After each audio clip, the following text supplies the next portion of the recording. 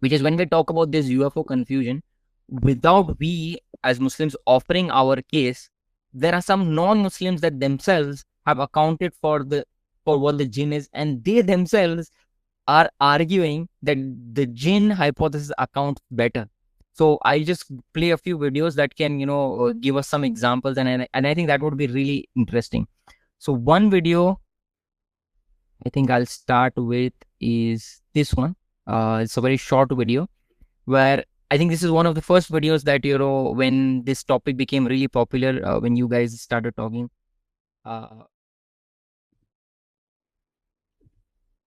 Detected.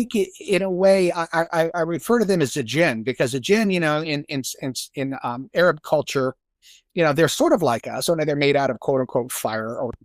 So you see that you see that there are some non-Muslims themselves that who address this as jinn. So what do you have to say about this, Brother Imran?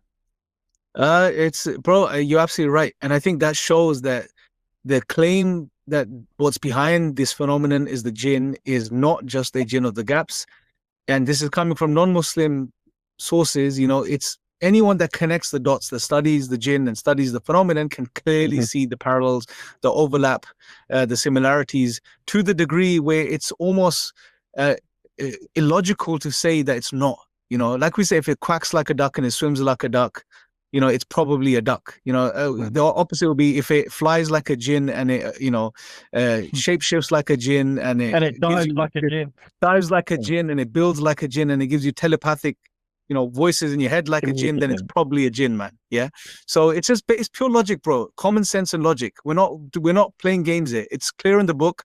Like you said, it's clear, clearly been understood and acknowledged by many of the sort of non-Muslim researchers as well.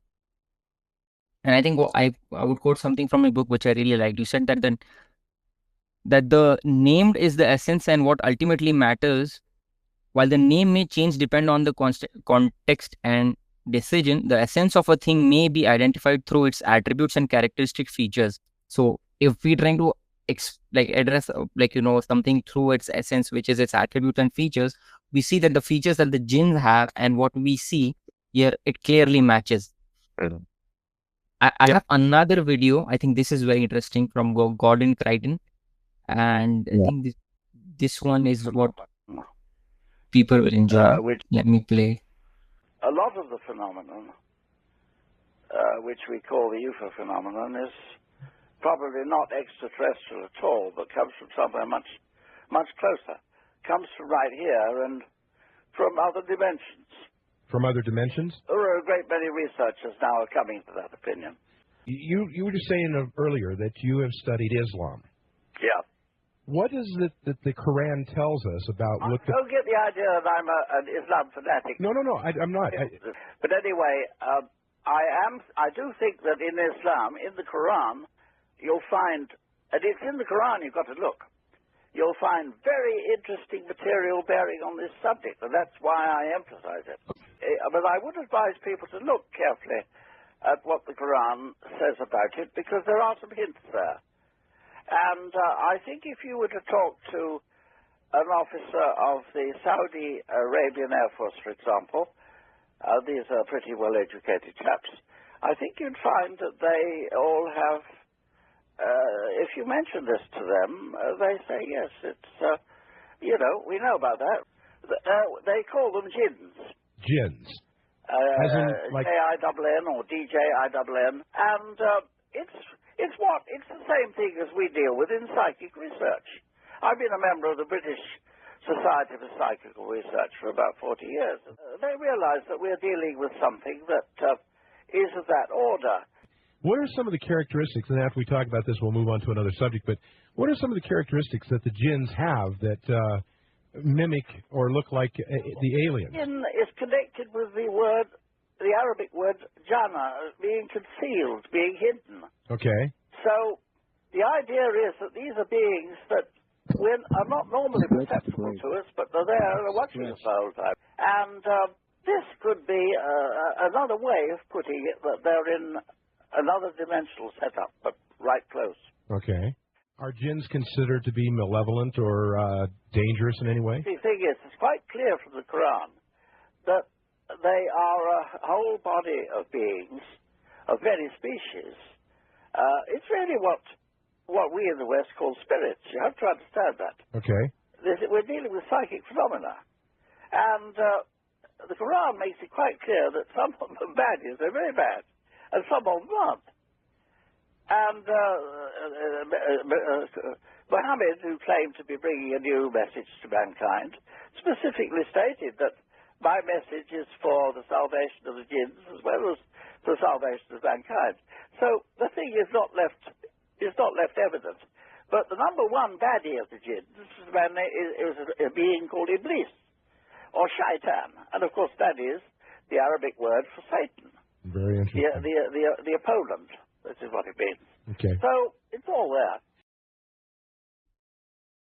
Subhanallah. So, I love hearing that from him.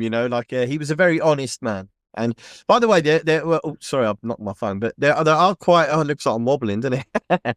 There are quite a few researchers. There's a guy. His name is he's now called Mikhail Yahya, but his previous name was Michael Halliwell, and he was a paranormal and UFO researcher who entered into Islam. He spent many years. He wrote, anyone who grew up in the UK, there was a magazine called Fate and Fortune, or any of these type of magazines that dealt with the paranormal, you would find his articles in there. He's a very prolific writer. He's a published writer. He's wrote many books. One was called Invisikids. He talked about the phenomena of children who had invisible friends, or friends that they would talk to and play with that nobody else saw.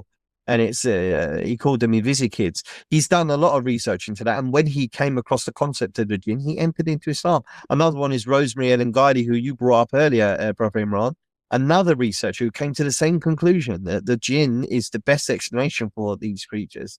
And I just like hearing that, even though like we're kind of late to the party with the Gordon Creighton talking about it, we also had our brother who we interviewed a couple of months ago, me and you and Imran.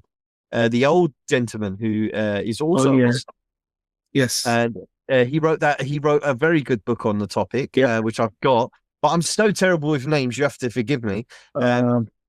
You know who I'm talking about though, right? So we're kind of late to the party. However, we kind of have the benefit of modern technology to help us get the message across, as well as being in a time where we have a lot more people willing to quote unquote blow the whistle on what's going on in these projects. So it's kind of confirming what we already knew, just hearing what they have to say. And it is a kind of fascinating time to be alive.